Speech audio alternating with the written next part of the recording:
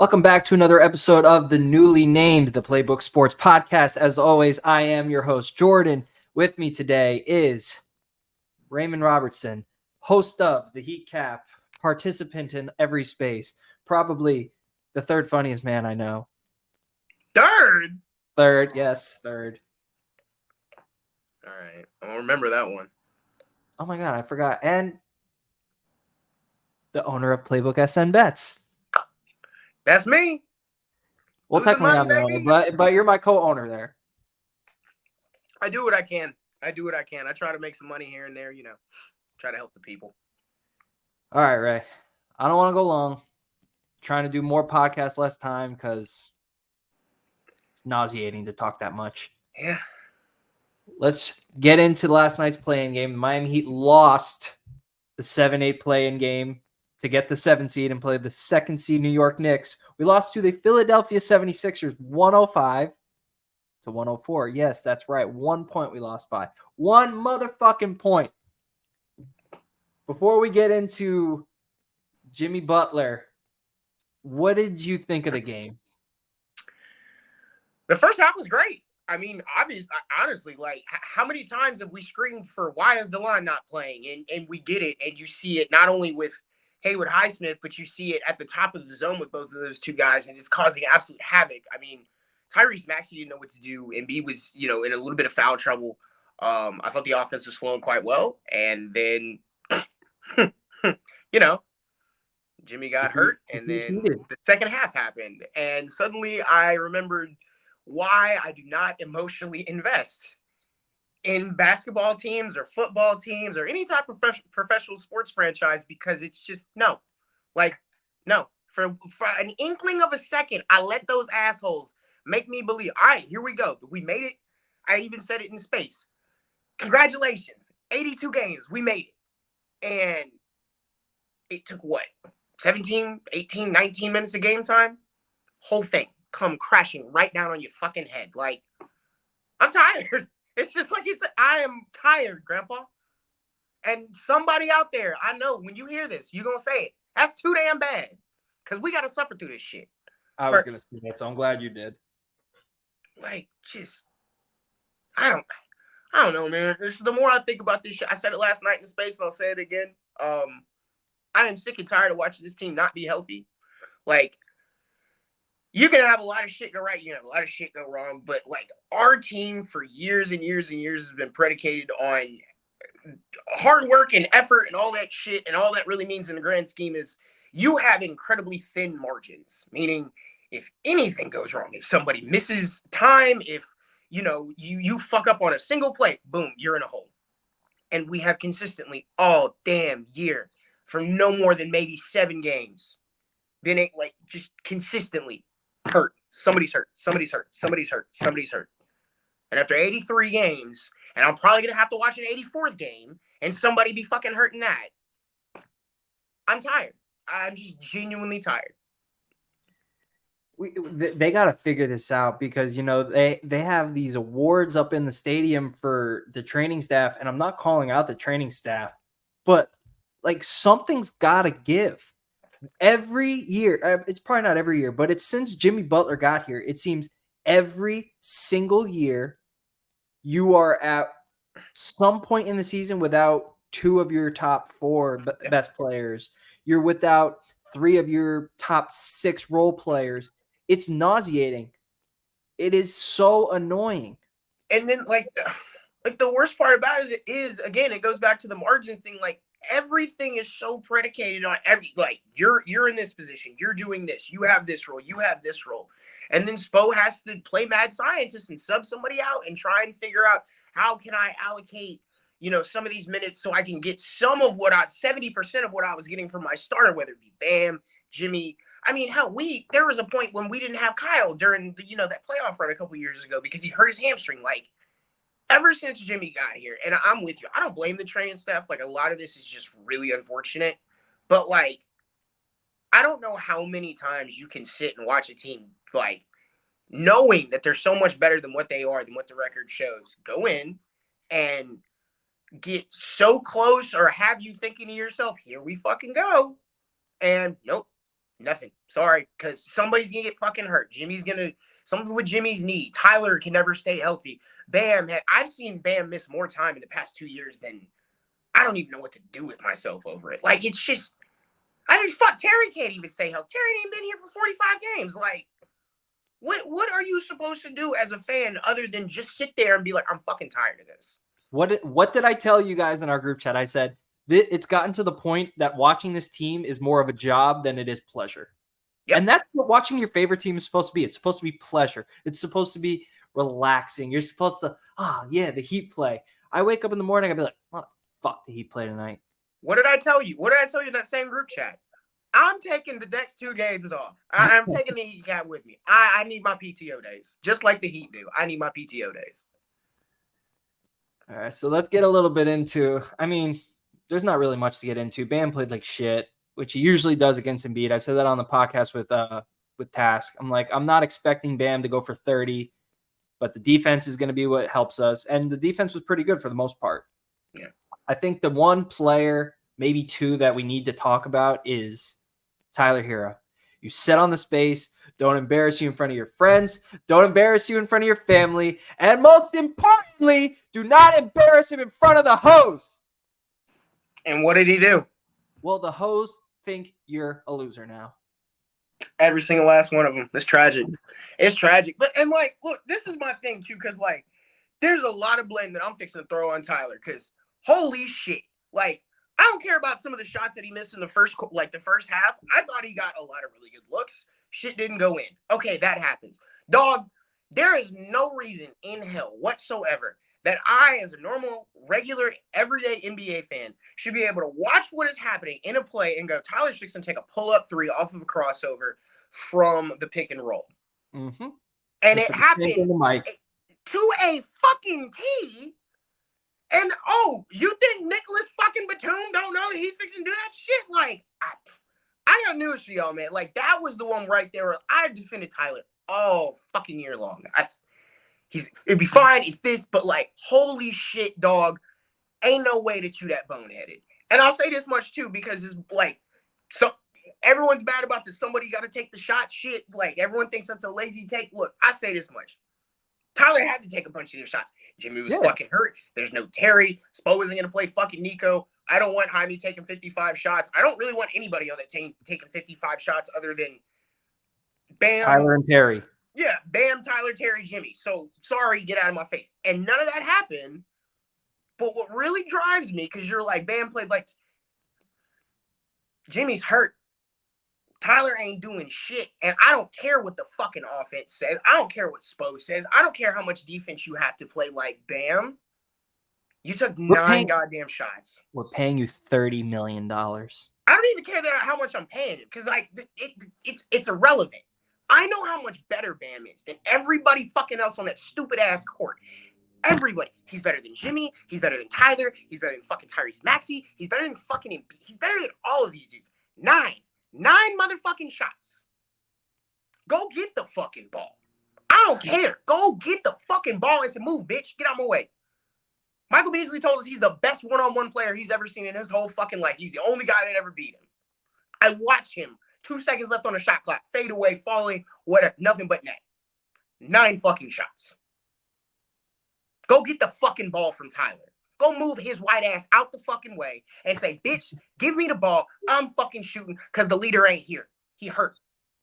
That shit drives me more mad than anything. And I love Bam to death. There's a fucking Bam Adebayo jersey hanging from my fucking wall right now. And it's the only Heat jersey outside of a Shaq one that I've ever fucking had. I love Bam.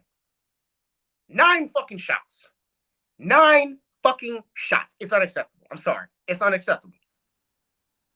I'm not mad at the amount of shots Tyler took, because like you said, Jimmy was hurt. Somebody had to step up. That's Tyler's game. Tyler's game is, go get a bucket. What I'm upset about, and the reason I think he played bad, because I had this conversation with my homegirl. She's like, Tyler's that guy, because she saw 25 points. And I'm like, did you watch the game? And she goes, well, I watched it on my phone. I was like, okay, see, you got to watch it on that big screen to see the stupid ass shit he's doing. I literally said to Mike, we're sitting here, okay? Cat's on the couch. We get it down, okay? 3-point game. Commercial. Mike's like, who do you think's going to get it? I go, they're going to give it to Tyler. And they're like, oh, Tyler's going to bang this. So I said, no. Tyler's going to do something fucking stupid. Because that's what Tyler does. Tyler is a talented player. I like him a lot. I want him to be here. I want him to, and I want him to succeed. But the shot selection, the basketball IQ, it's like non-existent. I don't think you were in the space when it happened, but somebody once compared Tyler's IQ to J.R. Smith's on the basketball court. So spot on. And it's like, I hate it because I remember when the kid came in, I watched him, and his rookie year was so fantastic. He was a great sixth man. Obviously, he wins sixth man of the year. We go through a year, him to blue, all that stuff. But like, you had points in time where it was like, okay, maybe he can be CJ McCollum. He had points in time where it's like, maybe his ceiling is Devin Booker. And like, now it's at the point where I'm like, it's fucking White Lou Williams. His ceiling is Devin Booker. It's on his hottest night ever. His ceiling here isn't Devin Booker. Yeah, that's also true. If you get rid of Jimmy and you build your team around Tyler and Bam, like if you commit to that, Tyler and Bam, those are our pieces. Mm-hmm. Yeah.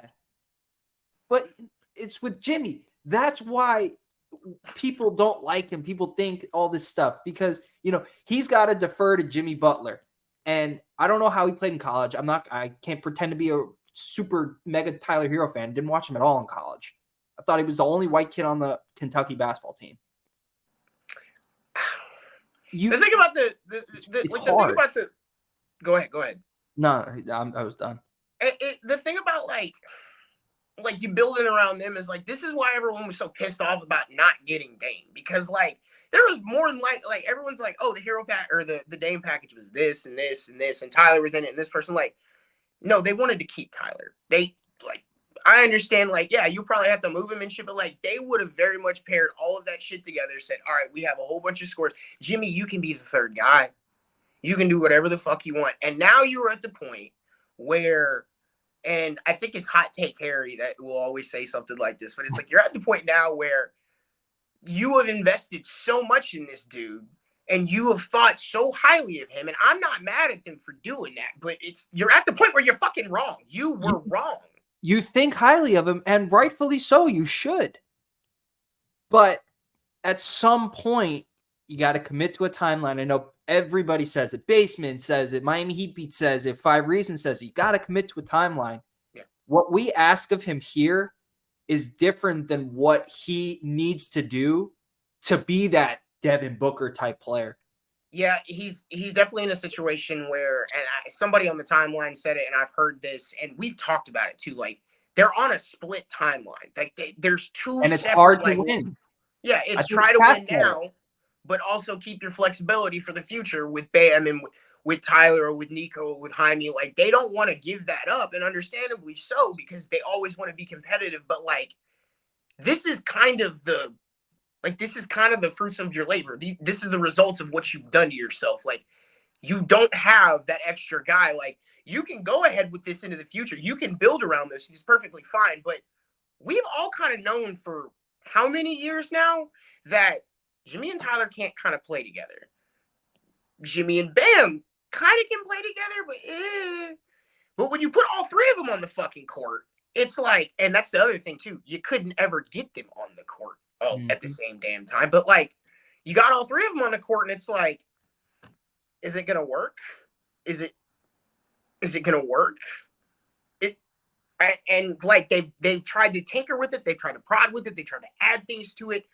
They went and got Jimmy's best friend. The PJ, like the year with PJ and Iggy and all the other things, like the guys that we went to go get to like try and do this stuff. Like, yeah, they did a whole lot, but in the grand scheme, like, they put themselves in a situation where they said, this is my one and Jimmy. And then one of the two guys, and Tyler and Bam, can be the two. And then the other one, they can alternate 2 and 3, whatever. And if it works, great. Well, if not, well, we're competitive. And you've gone too far. Not to like, oh, you've done something wrong, but like, it's over now.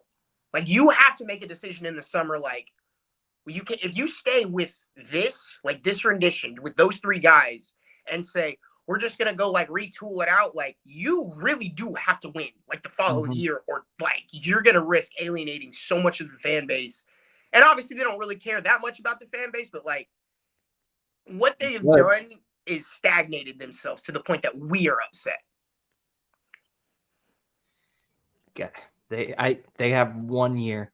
They're lucky Jimmy's avoiding surgery. They have 1 more year to go for it, because after that, I'm not going to count Jimmy out ever. But who knows? He's 34 now. Who knows what he's going to be at 36, 37? Because you got to sign him again this year. And we're not going to get into that, but they talked about it on five on the floor. Give him whatever the fuck he wants. Give him whatever the fuck he wants. Okay? We did the same shit with Wade. It set us back. Learn from your mistakes. Take care of your superstars. Speaking of Jimmy Butler, though. Sure. He got injured. My life flashed before my eyes. I saw my husband on the floor in agonizing pain. You know what that does to a man in love? It drives him mad. We got lucky that he avoided ACL and everything. It ended up just being a sprained MCL. He's still out for a few weeks, probably close to a month. You know, Jimmy, they milk it, so probably 2 months. He's never coming back this year. Yeah, his season's over with. But he played on it. And I want your opinion on this. After he got hurt, it was halftime, and then he came out, and he was still running. He was sprinting. He was jumping. I'm like, oh, he looks good. It doesn't look like anything. And then he got 1 steal on Embiid, and he came back after the dunk, and he went, fuck. Grabbed the knee, and after that, he was in the game the rest of the game, but in the corner. And I understand why you keep him on the court, because Jimmy Butler's on the court. You have to respect him. But after sitting in the corner, not moving at all for 7, 8 straight plays, you don't think the Sixers are going to start to sag off and be like, all right, well, he's not moving. Let's play 4-on-5. Yeah. I mean, like, all right, so I'll say this much. First of all, I don't think he knew the extent of like how bad it was. I'm sure he had an idea. He's like, okay, something is definitely not right. Because at first I'm like, did like Kelly Oubre knee him in the knee as he's going by? What happened? And obviously, you see that he kind of lands on him. His knee gets bent a little bit. Obviously, the adrenaline was going. We even talked about it because I was on one of the playbacks for 5 reasons, and it was like he's obviously gonna keep, he's gonna keep it, loose. You don't want any type of swelling, because as soon as that happens, like, he is done. So I wasn't surprised that he continued to play, because Jimmy is also the type of person that will tell you, oh, I'm perfectly fine, and he just stepped on a landmine and blew his leg off. Like, I'm going to go play basketball now. So I have the utmost respect for Jimmy Butler. I appreciate just him doing exactly that and going out there and gritting through it and putting your body on the line. That's basically what we as fans bitch and moan and groan about for these people to do, and he did it. I'm very upset that this is probably going to be the end of his season, but at the same time, like, what are you going to do? Like, just, I don't know what else to do, but other than just kind of sit there and, like, you just, like, if I saw Jimmy in person, I'd just look at him and go, I'm sorry. Thank you. Like, I appreciate everything you've done, and whatever happens from here, and I'll be perfectly okay with it. But, like, thank for that and for everything that I've watched from you in the last 5 years. And it sounds like a goodbye or some shit like that, but, like, you just kind of understand, like, we kind of told them. They kind of told us, we don't do it. Like, we don't get this shit done. Like, something's probably going to fucking change. And I don't think it's going to be them, though. I don't think it will be either. Again, one of the things I talked about was in the space was, Tyler, you got to save your reputation, because if you don't, buddy, you are probably the one that they yeet out into the sun. So, okay. I think if I saw Jimmy Butler in person, I'd try to kiss him. That's just me, though. No judgment. Don't judge me. We're friends. Oh, I'm gonna tell him he sucks dominoes. I'm gonna whip his ass. All right, so we'll get into tomorrow now, or today, depending on when you listen to this. We will be playing the Chicago Bulls for the 8th seed, and the winner gets rewarded with a trip to Boston, which is bullshit. Tyler Hero quite literally is playing for his Miami Heat life. Bam Adebayo. Let me rephrase. Tyler's cooked. No, Hero's I'm more than so likely sorry. gone. He's more than likely gone. But if he plays good, he's like, well, we were 100% thinking about trading him. Now we're only 99% thinking of trading him. It's about 97% of the league. It's like, I don't know if I want the price that you want to pay, sir. The thing that sucks is I don't want to lose the game. I don't want to win the game. I don't know what I want to do. Right. Mainly because I don't want to go. And it all stems because now you guys drag me into these fucking spaces. So now I feel invested in them with you. And I don't want to fucking deal with this bullshit pregame, fucking halftime. I don't want to come in here and, we make it. We go to the Celtics. We have no Jimmy Butler. Bam Adebayo doesn't know what he's doing. Tyler Hero's getting absolutely clamped the motherfuck up by Derek White. I don't want to fucking hear it. Like, I want them to win. I love them. I want to keep going. I want everyone to get their playoff bonus. I want to keep watching the Heat. I want to keep talking to you guys. But I want them to lose because I don't know if they'll get swept. But they ain't going fucking 7. Unless Tyler Hero goes on some generational run, which I told my friend today. He said, is there any chance Tyler Hero goes on a generational run? I said, there's a better chance Jimmy Butler goes on a generational run on one fucking leg. I'll say this much because there's obviously 2 ways that this can. Well, actually, there's 3. There's 3 ways this can go.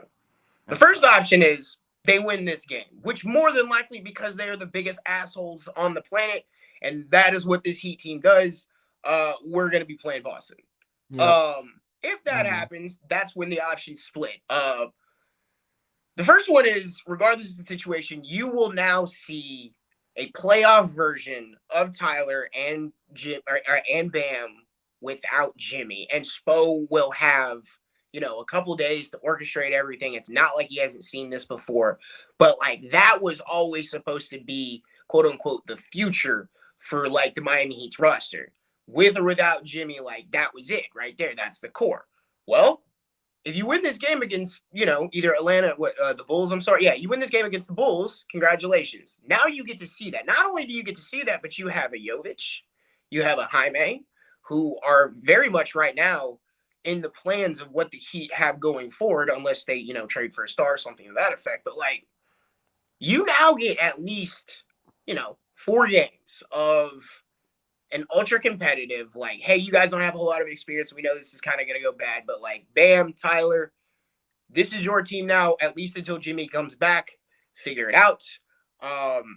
And the Celtics are a glass cannon. So if you can manage to hurt their feelings and kind of get on their nerves and upset them, and maybe upset them outright in a series that they have 99% chance to win, then do it.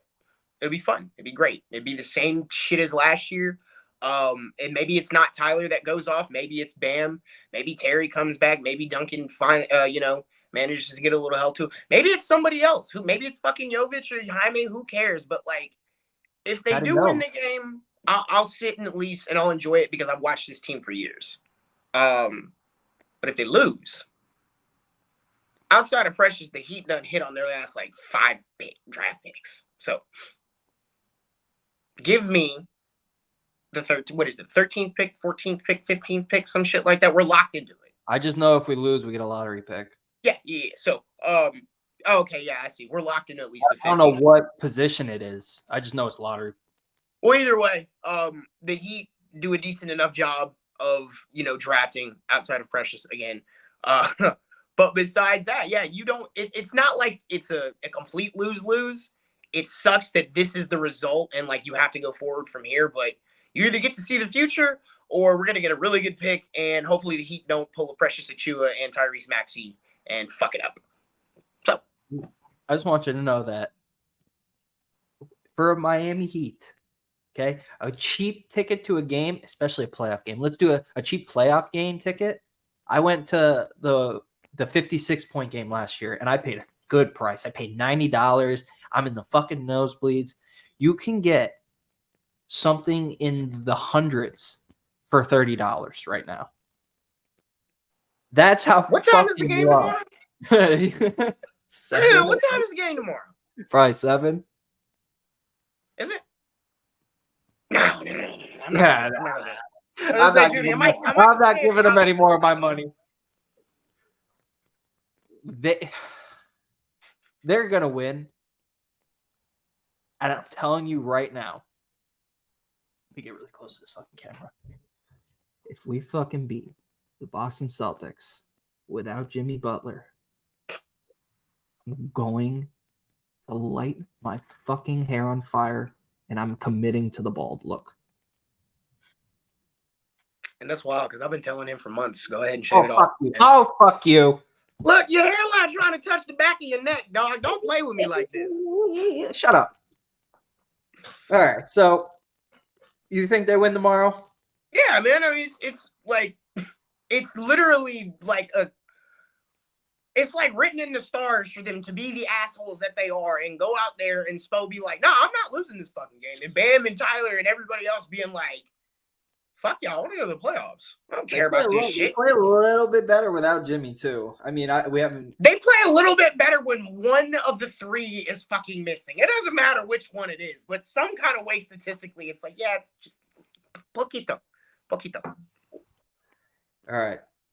That's all we got today. So we'll probably get on more, if the off season comes, we'll talk about upgrades. We'll talk about who's going to go where, all this bullshit. So I want to keep it short. Make sure to follow us on Twitter at PlaybookSN. Visit our website, playbooksn.com. Make sure you chap in with Ray. Win some fucking money on PlaybookSN Bets. That's on Twitter at PlaybookSN Bets.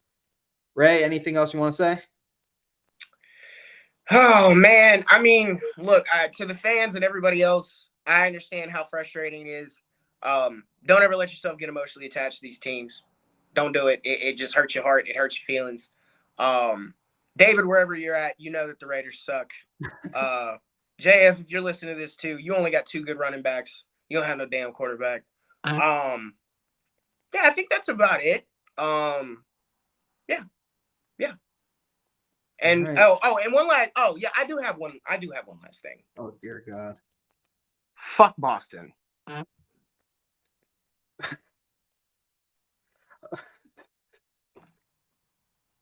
Say end it right there. All right. Saints suck.